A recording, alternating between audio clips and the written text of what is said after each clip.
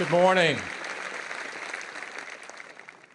It's so great to see so many of you here today and to have even more joining us remotely around the world. We've closed all of the retail stores in the world right now, and they are all with us as well.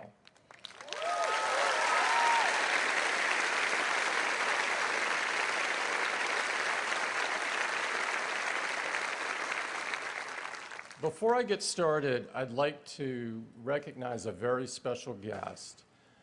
Steve's wife, Lorraine Powell-Jobs, has joined us today. Lorraine?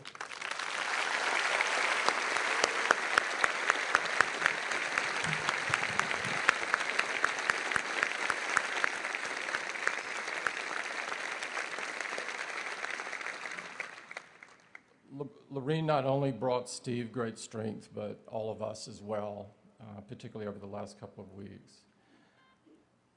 As I have, and I know that many of you have, we've been spending a lot of time mourning Steve's passing. The last 2 weeks for me have been the saddest of my life by far. But I know Steve, and Steve would have wanted this cloud to lift for Apple and our focus to return to the work that he loves so much. So it's with that spirit that we wanted to get the entire company together today to celebrate Steve's extraordinary life and the many accomplishments he had across his life. People all over the world have been deeply moved by his passing, and many have spoke of what he meant to them.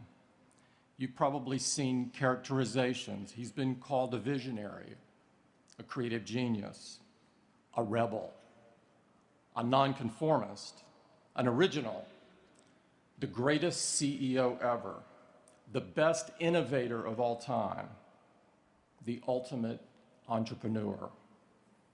He had the curiosity of a child and the mind of a genius. All of these are true. And the fact that all of them were embodied in one man is amazing. But for those of us who knew and loved him, none of these words, by themselves or in total, adequately define who Steve was. The way I think of Steve's legacy is to think about the way he lived and what he left for us. He leaves us with what he did, what he said, and what he stood for. He did some amazing things, and he himself once said, to get to work on one revolutionary product in a career is extraordinary. By my count, he worked on 6. The introduction of the Macintosh in 1984 revolutionized personal computing and desktop publishing. And the ad that ran during the Super Bowl to launch the product set a benchmark for advertising that is still widely held today as the best ad of all time. With iPod and iTunes, Steve reminded all of us of our love for music, changed the way the world listens to music, and along the way, changed the entire music industry.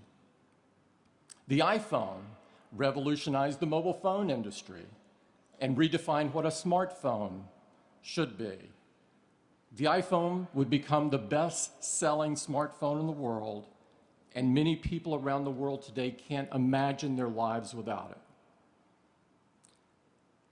And just last year, with the introduction of the iPad, Apple jump-started an entirely new product category that no one thought they needed, and now no one can live without. And along the way, he created the best animation studio called Pixar and taught us that cartoons weren't just for kids. And if that wasn't enough, he initiated a retail strategy for Apple that would set a benchmark for all retailers around the world to strive for. Throughout his life, he said truly profound things that have provided me and so many others a guiding light. He said, simple can be harder than complex. You have to work hard to get your thinking clean to make it simple. But it's worth it in the end because once you get there, you can move mountains. He said, technology alone is not enough. It's technology married with liberal arts, married with the humanities, that yields us the result that makes our hearts sing. He said, if you do something and it turns out pretty good, then you should just do something else wonderful, not dwell on it for too long. Just figure out what's next. And finally, he said, my model for business is the Beatles. They were four guys who kept each other's kind of negative tendencies in check. They balanced each other, and the total was greater than the sum of the parts. That's how I see business. Great things in business are never done by one person. They're done by a team of people. I personally admire Steve, not most for what he did or what he said, but for what he stood for. The largest lesson I learned from Steve was that the joy in life is in the journey, and I saw him live this every day. Steve never followed the herd. He thought deeply about almost everything and was the most unconventional thinker I have ever known. He always did what he thought was right, not what was easy. He never accepted the merely good. He would only accept great, insanely great. He valued beauty in everything and insisted that everything that Apple do be beautiful. He believed the future does not belong to those who are content with today and pushed himself incredibly hard and those around him to achieve more. This is the way he lived, and these are the things he leaves us: what he did, what he said, and what he stood for. But there is one more thing he leaves us. He leaves us with each other, because without him, Apple would have died in the late 90s, and the vast majority of us would have never met. Other than his family, Apple would be his finest creation. He thought about Apple until his last day. And among his last advice he had for me and for all of you was to never ask what he would do. Just do what's right, he said. He said he saw Disney paralyzed after Walt Disney's passing, as everyone spent all of their time thinking and talking about what Walt would want. And he did not want this to occur at Apple. When Steve came back to Apple, he wanted to create an ad that would reestablish and remind us of our core values and beliefs. And it was meant more for the employees of the company than for the customers of the company. We didn't have any great new products to talk about yet, as those would come a year later with the iMac. So he worked with our ad agency to create a campaign that featured some of his greatest heroes. Steve was involved in carefully crafting every word of this ad, and these words touched the bottom of his soul. The version that we all watched on TV was read by Richard Dreyfuss, but what you may not know is that Steve also read a version but chose not to run that version because he did not want it to be about him. He wanted it to be about Apple. I personally heard this version for the first time after he passed away and was very deeply moved by it. And I would like to play the audio of The Crazy Ones as read by Steve so you can hear the words he wrote and in his voice.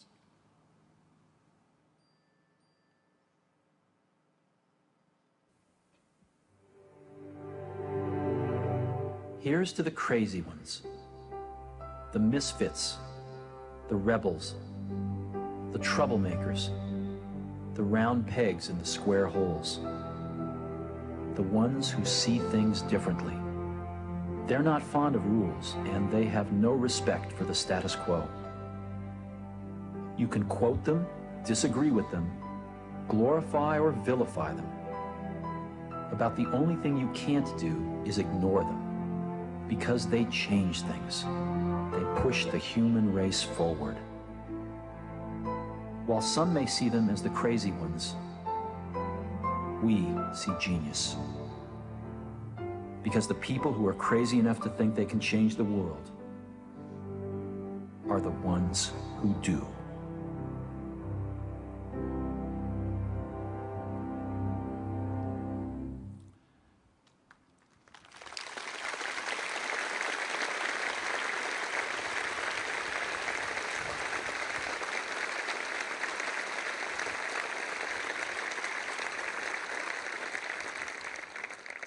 Let's join together for a moment of silence and reflect on what Steve meant to each of us and to the world.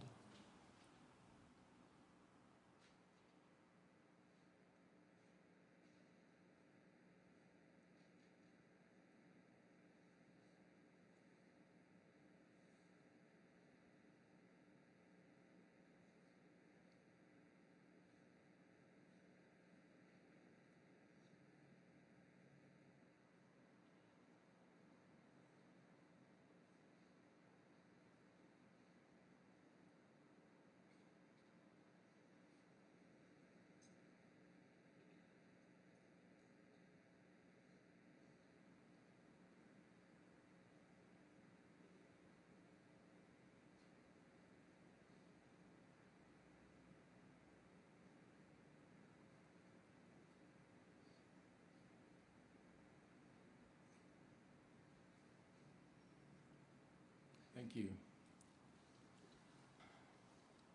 You know, looking out at everyone, Steve would have loved this. I can tell you that. I'd now like to introduce the next speaker. Bill Campbell was a longtime executive of Apple. Many of you know Bill. He's been a member of our board of directors since 1997, since Steve returned, and he is a very dear friend of Steve's. He is someone Steve often reached out to for advice and counsel, and his contributions to Apple and to the many individuals in Apple have been countless. He is fondly known as the coach, from both his days at Columbia as head football coach, his tireless efforts supporting local sporting teams, and his unselfish mentoring of so many of Silicon Valley's executives. We are thrilled that he's with us today. Bill?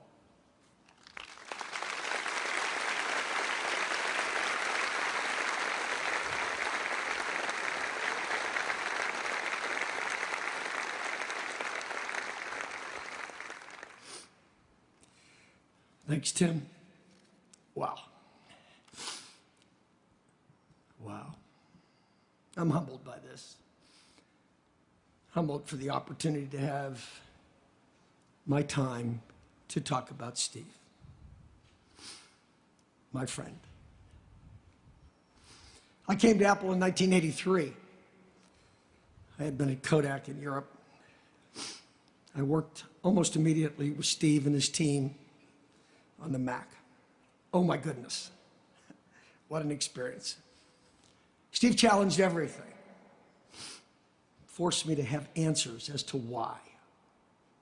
Experience didn't matter, great ideas mattered. Nothing is what it was. Not because he wanted it to be different. He just wanted it to be better. He wanted it to be great. Everything we did, every ad, every retail communication, every detail in every product, inside or outside, I learned and I learned from him. When I was in sales, he wanted the sales organization changed. He wanted the people in the sales organization to look like the rest of us. We had manufacturers rep firms that he was unhappy with. We made a change in the summer and hired 400 people that matched his sense of what kind of people should be at Apple. Think about the brilliance of the Macintosh, the difficulty we had in getting it accepted. Think about the things that he did to make sure that the Macintosh was accepted in universities. The Apple University Consortium committed Macintosh penetration for generations. Tim mentioned desktop publishing, laser printer, PostScript, his fanatic approach to fonts, desktop publishing. Then the Mac stalled. Scully pushed him out the door. He was gone. Tragic. Apple. Apple was done. I left shortly after. We've always kept in touch. When he was at Next, he used to challenge me all the time, "Why are you still there?" Taking your first class travel and limos to the airport. Get the hell out of there, do something important. During that time, he met Lorraine, and it changed his life. And all of us here now participated in a miracle. Apple bought Next. He was back. And he allowed me to be part of it. August 1997. Then I learned even more. He changed. Yes, he had been charismatic, passionate, brilliant. But I watched him become a great manager, and I learned from that. Detailed in everything. Products, of course, but the way he ran the finance organization, what he did with operations, logistics, and having Tim there, somebody that shared his vision of how an operation should be run, made us all better. You read all about this last week. Those things that he saw things that others couldn't see. He had an incredible mind. Conceptual, logical. Think about the great things that Tim mentioned. Apple stores, iPod, iTunes, iPhone, iPad. He dismissed as arrogant the technology leaders in the world who thought that we were all stupid because we couldn't use these devices. And he said, we're stupid if they can't use these devices. He saw the future. We'd walk and he would talk about things that I could never even conceptualize. And nothing would deter him. He pushed everyone. He pushed me, pushed the board constantly.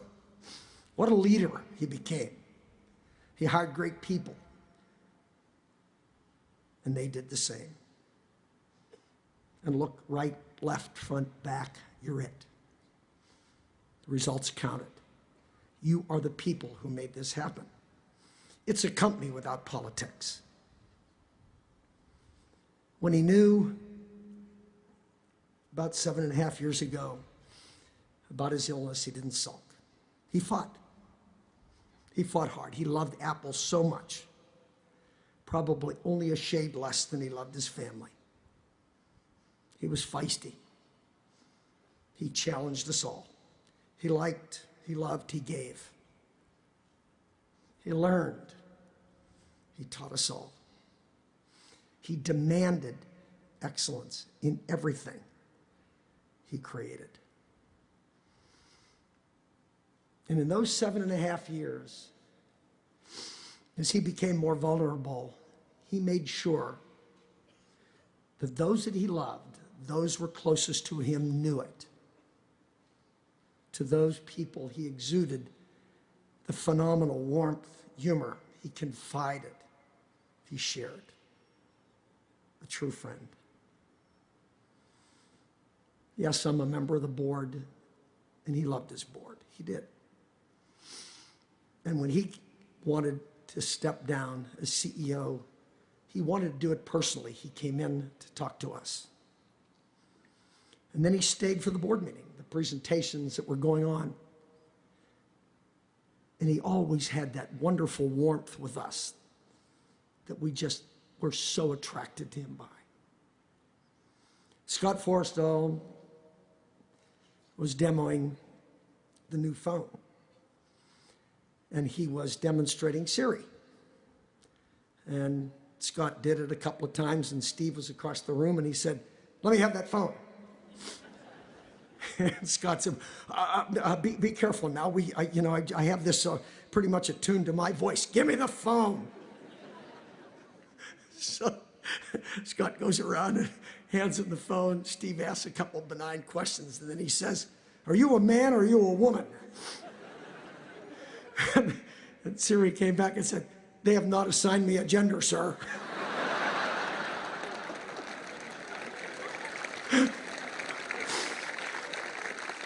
He loved all of us that had anything to do with Apple.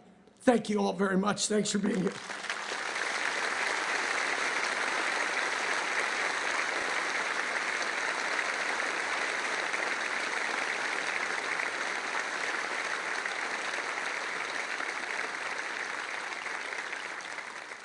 Thank you, Bill. That story on Siri is true. I witnessed that, by the way. That is not a made-up story.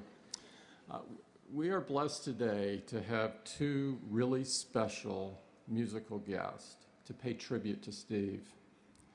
Our first is someone who Steve fell in love with her voice and her music even before she won 10 Grammy Awards and sold 40 million albums.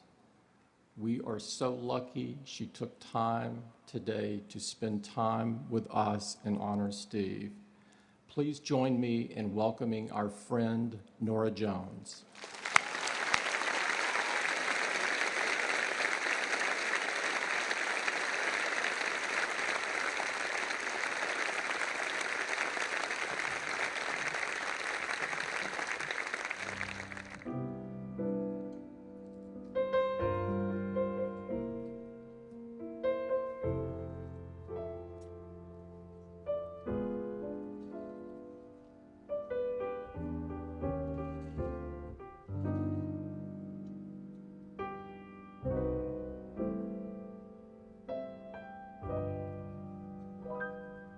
It's not the pale moon that excites me, that thrills and delights me. Oh no, it's just the nearness of you. It isn't your sweet conversation that brings this sensation. Oh no, it's just the nearness of you. When you're in my arms and I feel you so close to me, all my wildest dreams came true.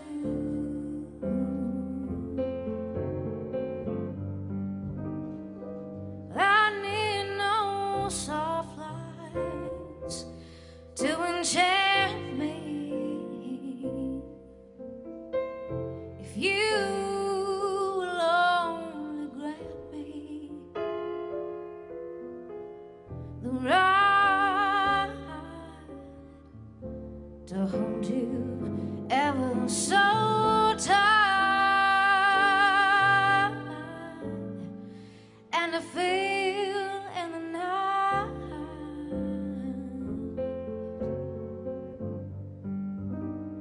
the nearness of you.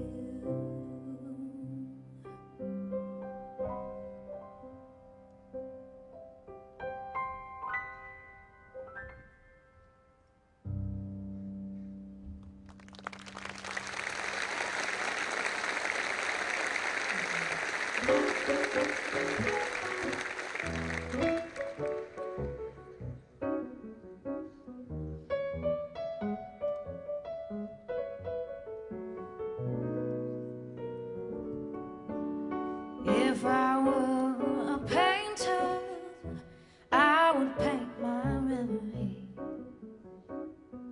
If that's the only way for you to be with me, we'd be there together, just like we used to be,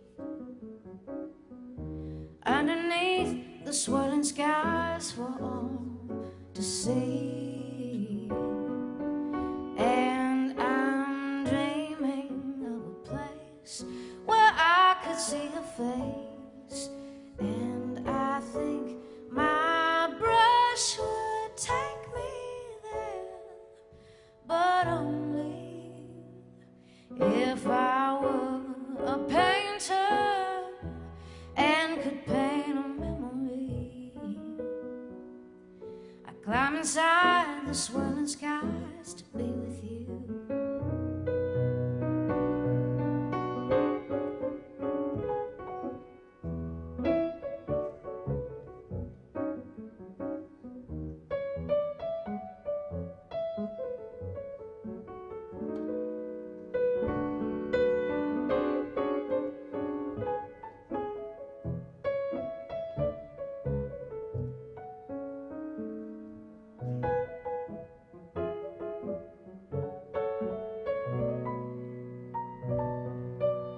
And I'm dreaming of a place where I can see your face, and I think my brush would take me there, but only if I were a painter and could paint a memory. I'd climb inside the swirling skies to be with you. I'd climb inside the skies to be with you.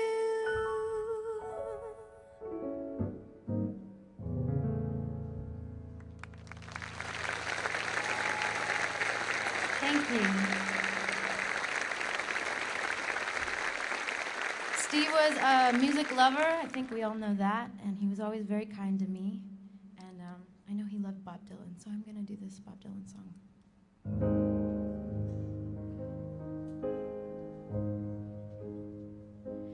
May God bless and keep you always. May your wishes all come true. May you always do for others and let others do for you.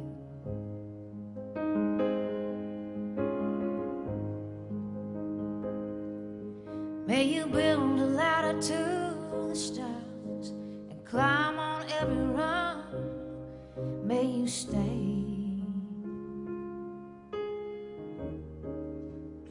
forever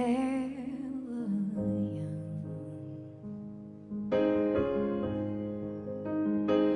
Forever young. Forever young. May you stay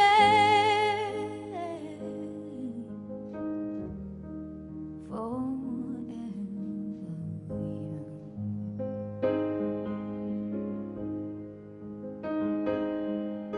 May you grow up to be righteous. May you grow up to be true. May you always know the truth can see the light surrounding you. May you always be courageous, stand upright and be strong. May you stay forever young.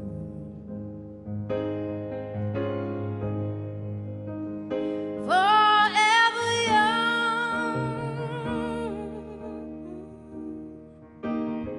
Forever young.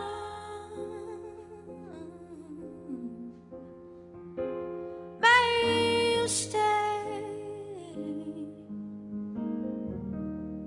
forever young.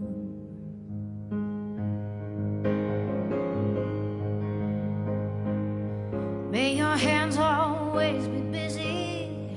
May your feet always be swift. May you have a strong foundation when the winds of change shift.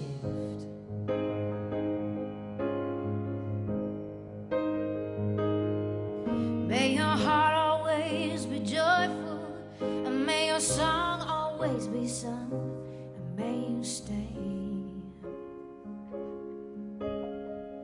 forever young.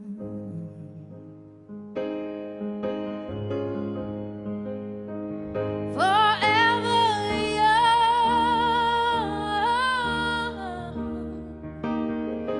Forever young. May you stay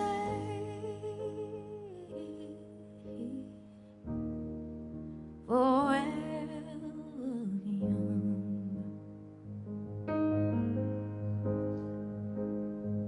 May you stay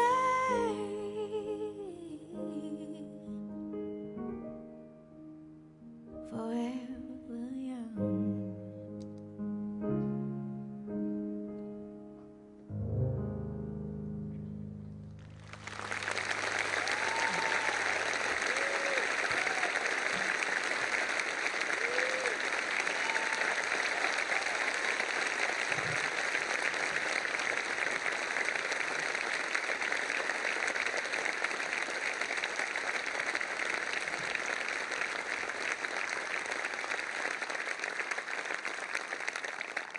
She's fantastic, isn't she?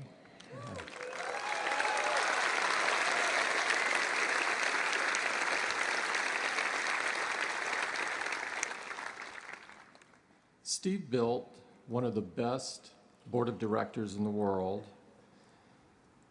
and asked former Vice President Al Gore to join a little over 8 years ago. As many of you know, Al has been a champion for our environment for almost 40 years, well before it was cool to do so, and was awarded the Nobel Prize in 2007 for these efforts. He's been a very important advisor to Apple and a very good friend to the Jobs family. Please welcome former Vice President of the United States, Al Gore.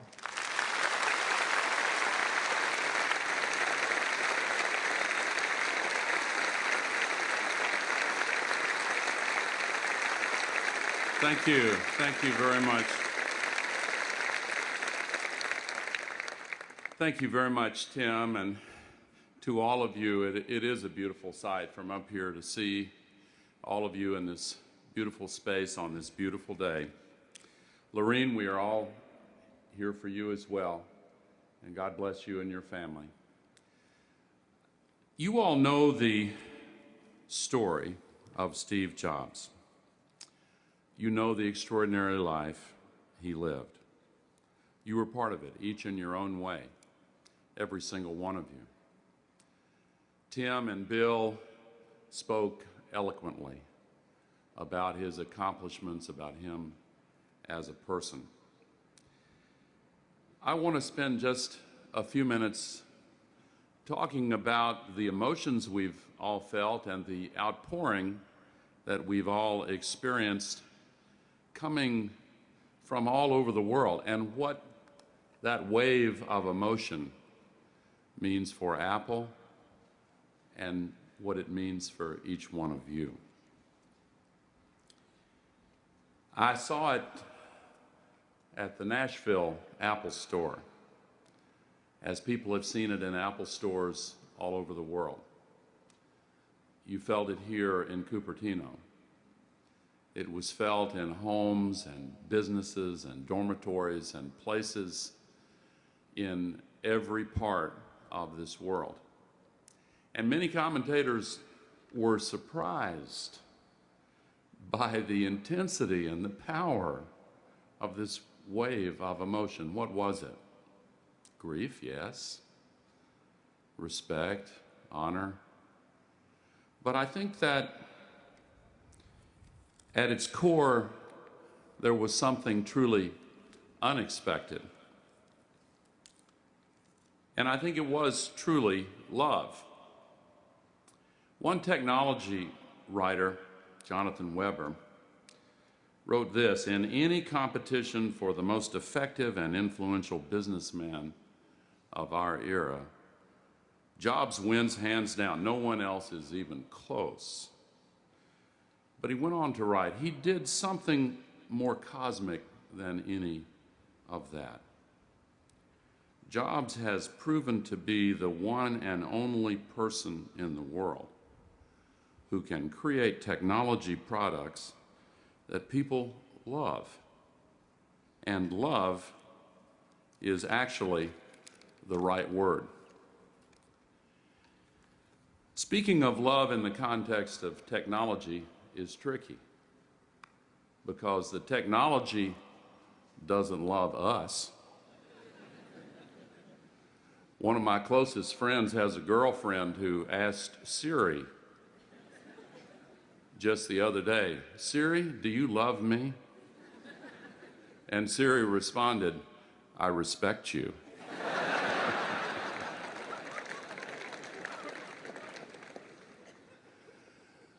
But people can experience love in the use of technology that erases the barriers between them and what it is they want to connect to.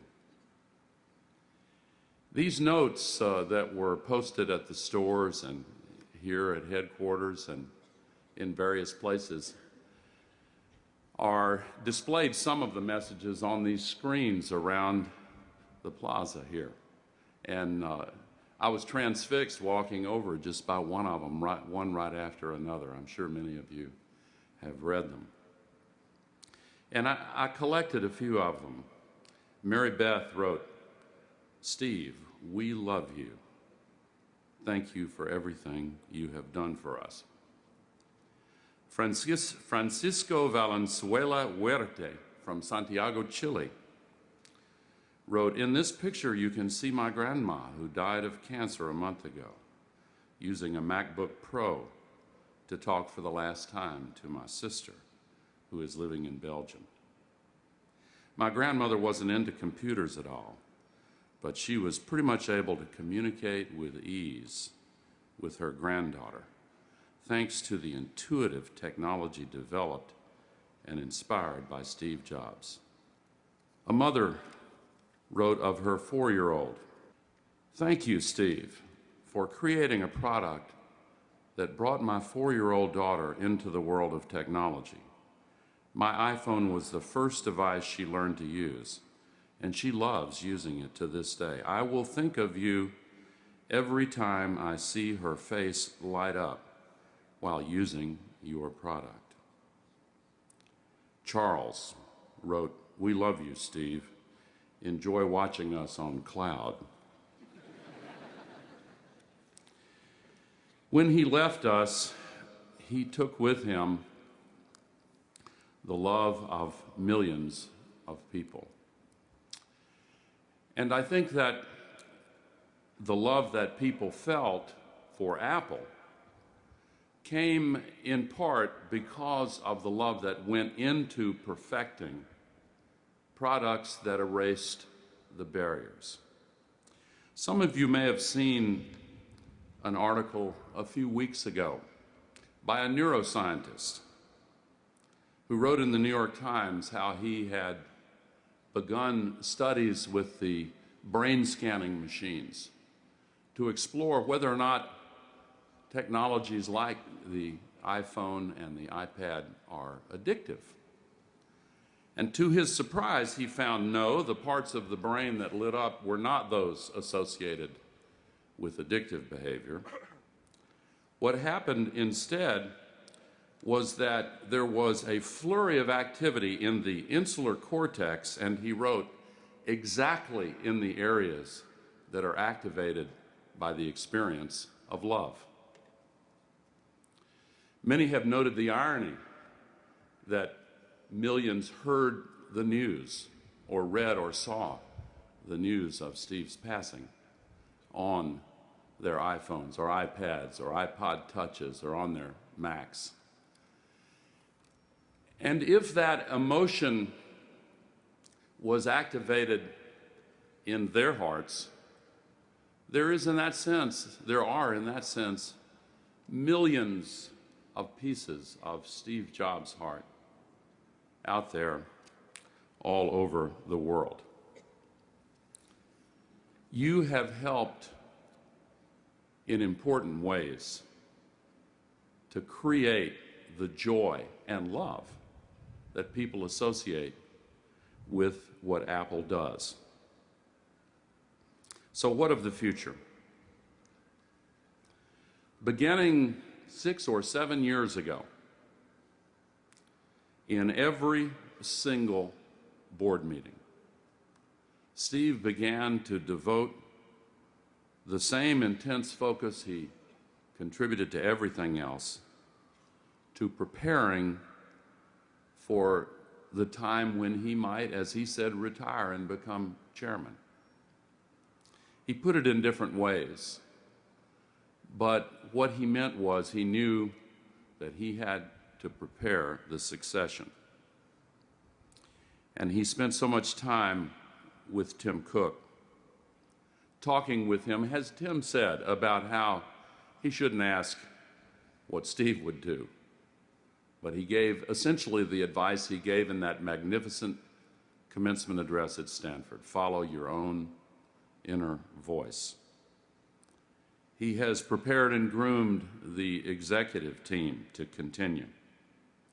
They are the best in the entire world, bar none. And so are you.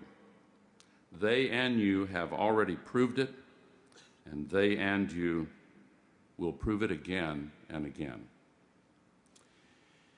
If you love Steve, as I did, and if you are part of Apple, as I am, then you understand deep in your heart already what you must become, as Steve also put it.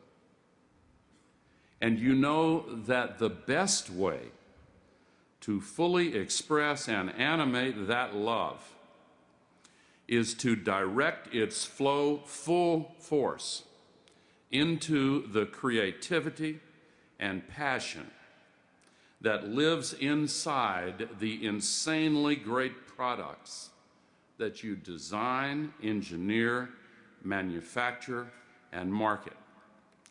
The ones that are connecting with the hearts and minds of millions of people today, and the new ones soon to come that millions of people will fall in love with all over again. One of the messages on the screen I was watching on the way over here said, "Steve, you left not just new technology, but a spirit." Steve's spirit lives in that love that people all over the world have for the work that you do.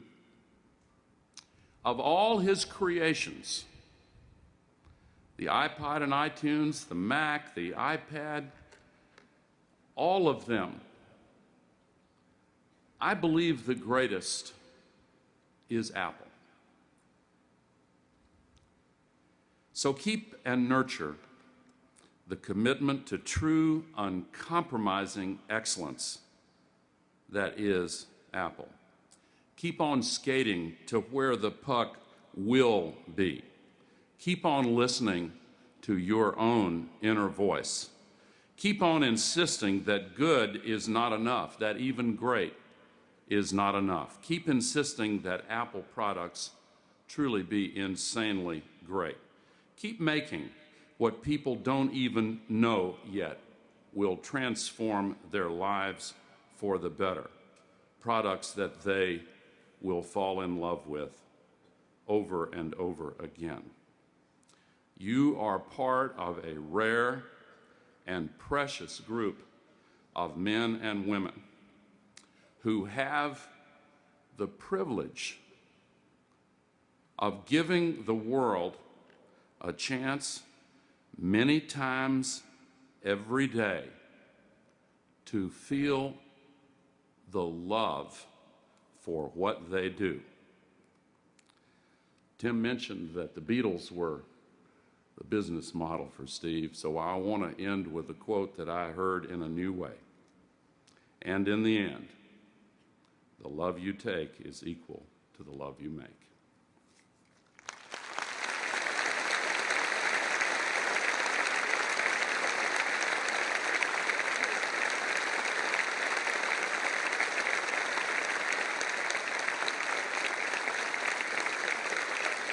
Thanks, Al.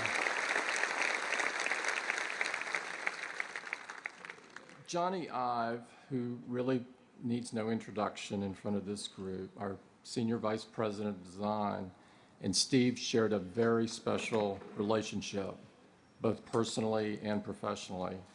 They were very close friends, and many of you probably saw them having lunch together in Cafe Max, talking about the latest product ideas.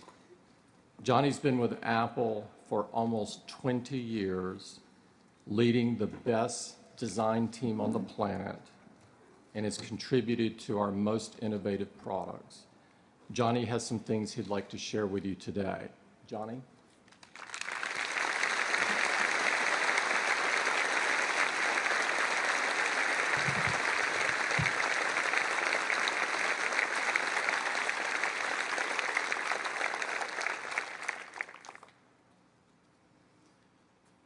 You know, Steve used to say to me, and he used to say this a lot, "Hey, Johnny, here's a dopey idea." And sometimes they were. Really dopey. Sometimes they were truly dreadful. But sometimes they took the air from the room, and they left us both completely silent. Bold, crazy, magnificent ideas, or quiet, simple ones, which in their subtlety, their detail, they were utterly profound. And just as Steve loved ideas and loved making stuff, he treated the process of creativity with a rare and a wonderful reverence. You see, I think he, better than anyone, understood that while ideas ultimately can be so powerful, they begin as fragile, barely formed thoughts, so easily missed, so easily compromised, so easily just squished. You know, I loved the way that he listened so intently. I loved his perception, his remarkable sensitivity, and his surgically precise opinion. I really believe there was a beauty in how singular, how keen his insight was, even though sometimes it could sting. As I'm sure many of you know, Steve didn't confine his sense of excellence to making products. You know, when we traveled together, we would check in, and I'd go up to my room, and I'd leave my bags very neatly by the door, and I wouldn't unpack.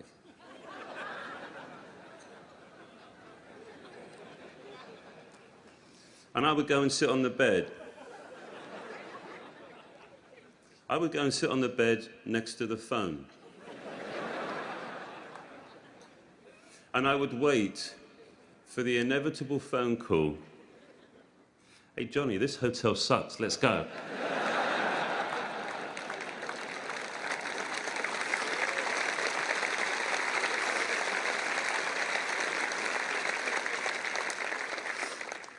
He used to joke that the lunatics had taken over the asylum as we shared a giddy excitement, spending months and months working on a part of a product that nobody would ever see, well, not with their eyes. But we did it because we really believed that it was right, because we cared. He believed that there was a gravity, almost a sense of civic responsibility, to care way beyond any sort of functional imperative.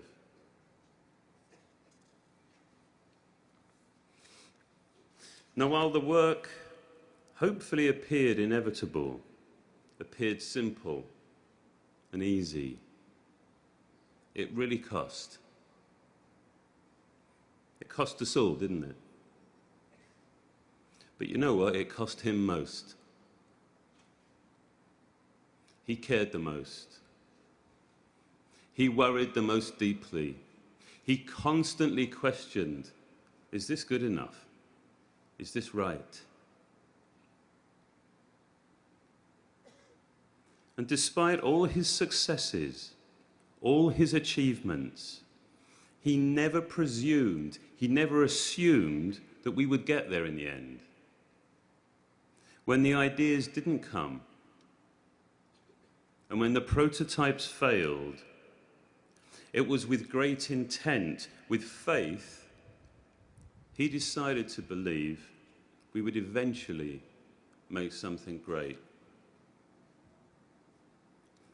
But the joy of getting there, I loved his enthusiasm, his simple delight, often I think mixed with some relief. But that, yeah, we got there in the end, and it was good. You can see his smile, can't you? The celebration of making something great for everybody. Enjoying the defeat of cynicism. The rejection of reason. The rejection of being told 100 times you can't do that. So his, I think, was a victory for beauty, for purity, and as he would say, for giving a damn. He was my closest and my most loyal friend. We worked together for nearly 15 years, and he still laughed at the way I said aluminium.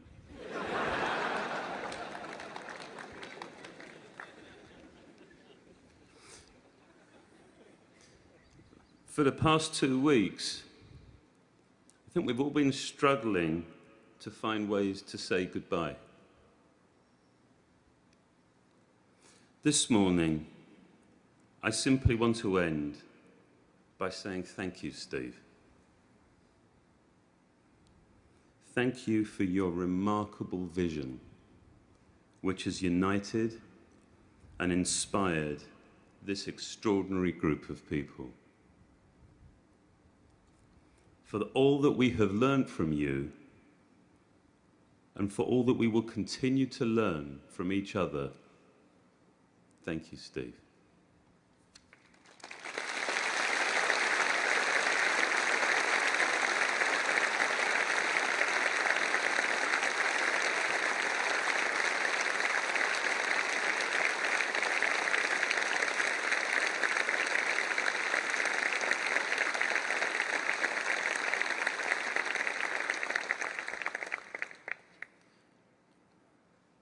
We wanted to make this day very special for the whole Apple family, to honor and to remember Steve. Now, our next guests have made Herculean efforts to be with us here today. We are so very grateful that they have moved very, very big mountains to join us. As you know, Steve loved music, and as you would expect, he had discriminating taste.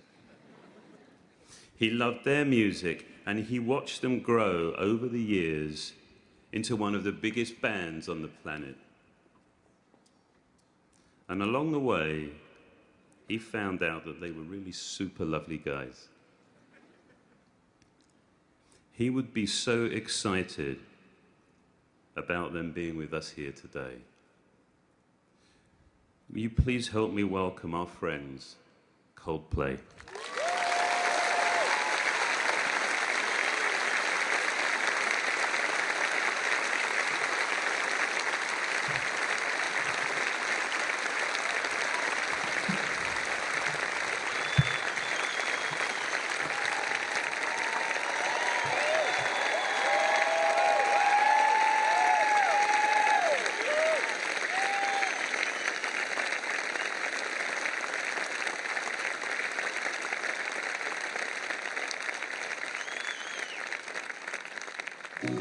Thank you so much, everybody. What a treat to be here.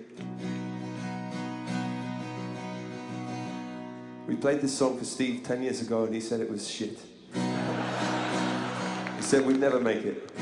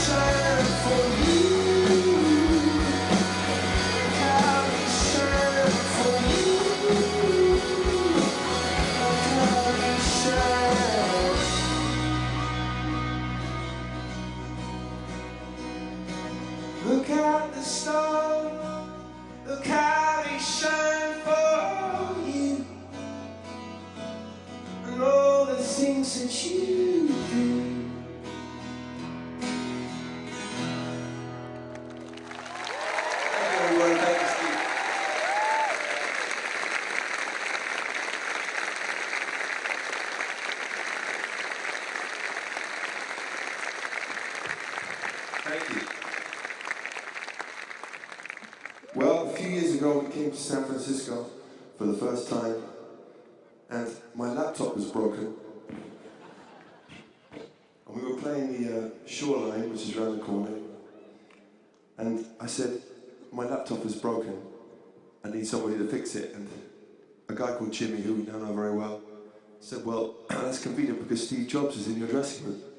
So I said to him, listen, I've got a point to pick with you. My G, whatever it was, is bust. And he simply turned the power switch and it was fixed. And he charged me $3,000. So he was a businessman at heart, but a lovely fellow. And anyway, to return the favour, he also let us do iTunes commercial, which most of you helped us do. And we're going to play the song from that now. Please, take it away.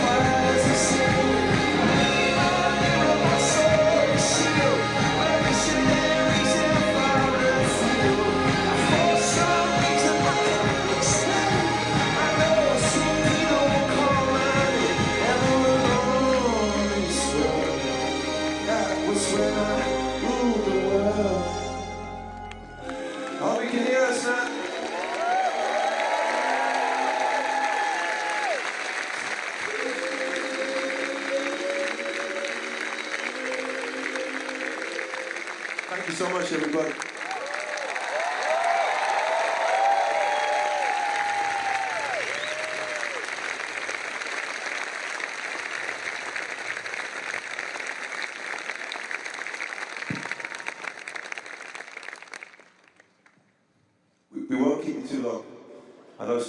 get back to work. I'm going to name drop in a big way now.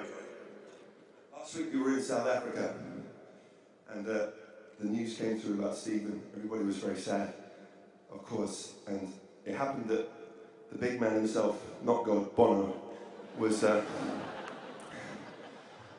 in South Africa also. And we talked about Steve a lot and how much he'd been gracious to both of our bands.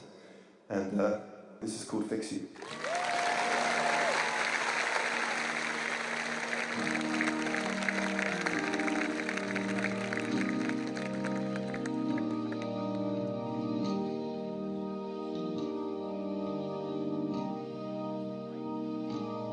When you try your best but you don't succeed, when you get what you want but not what you need, when you feel so tired but you can't sleep, stuck in reverse,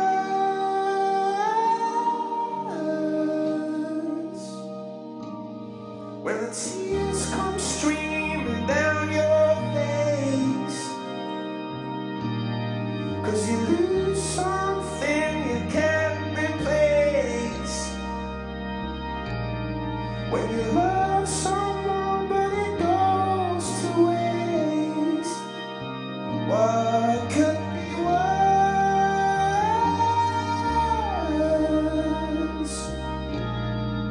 Oh, lights will guide you home and rewrite your bones. I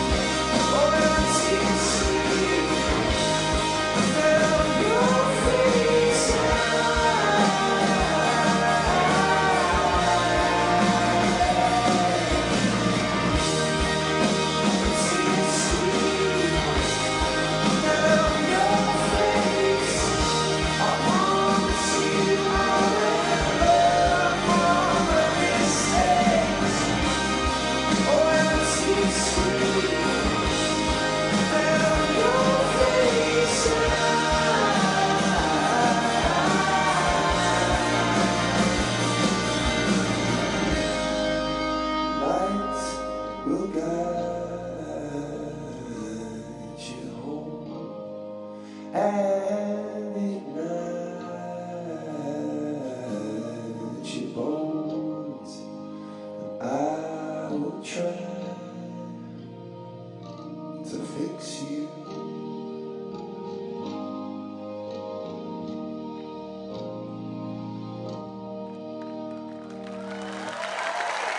Thank you, everybody. Would you like us to go, or should we just do one more, a happy one?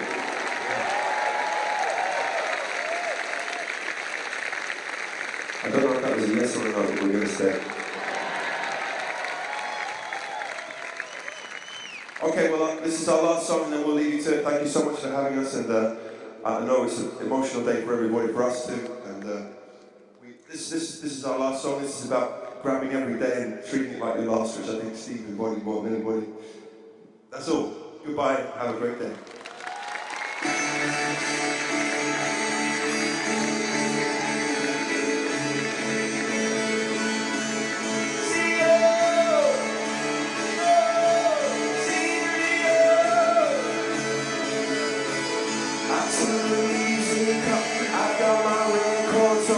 Shut the world outside until the lights come on. Maybe the streets are alive, maybe the trees are gone, but I feel my heart start beating to my favorite song. And all the kids they dance, all the kids all night until Monday morning. It seems another life. I turn the music up, I'm on a roll this time, and heaven is inside.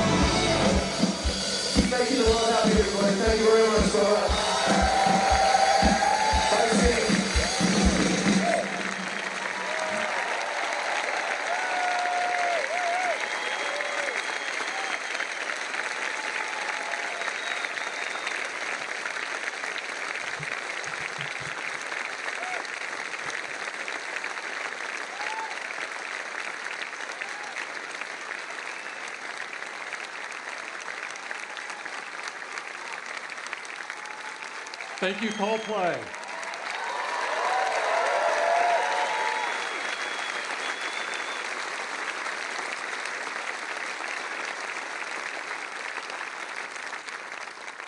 That's a tough act to follow. Steve made our world a better place, and he left his fingerprints all over society, all over the world. He also leaves behind a company that only he could have built, and a spirit that will be the foundation of this company forever. There's no words in the Webster that will express the sadness or our gratitude for the opportunity to have worked with the world's best genius. Steve, we will miss you forever, and we will honor you and your memory by dedicating ourselves to doing the work that you love so much. I am so glad that we could get everyone in the company together today for this very important day. Steve would have loved it. It would have been important to him. It's very important to the leadership team, and I know that it's very important to you. Before we close, I'd like to really thank Katie and her team for pulling off an incredible event. And Phil and Hiroki's team,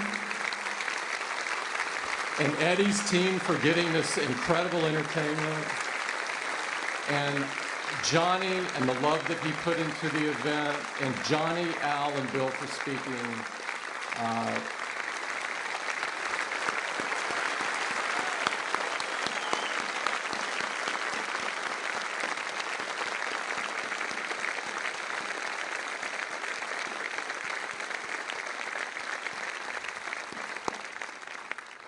And thank all of you for joining us today. Thank you.